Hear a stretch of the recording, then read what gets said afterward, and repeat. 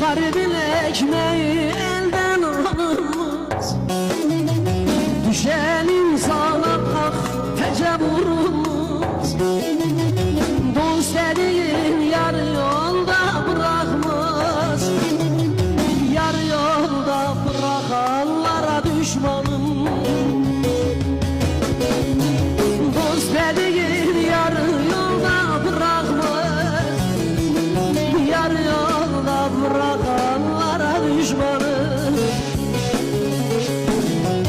Benim kitabımda insan satılmaz. Benim kitabımda yanlış yapılmaz. Benim kitabımda dostlar satılmaz.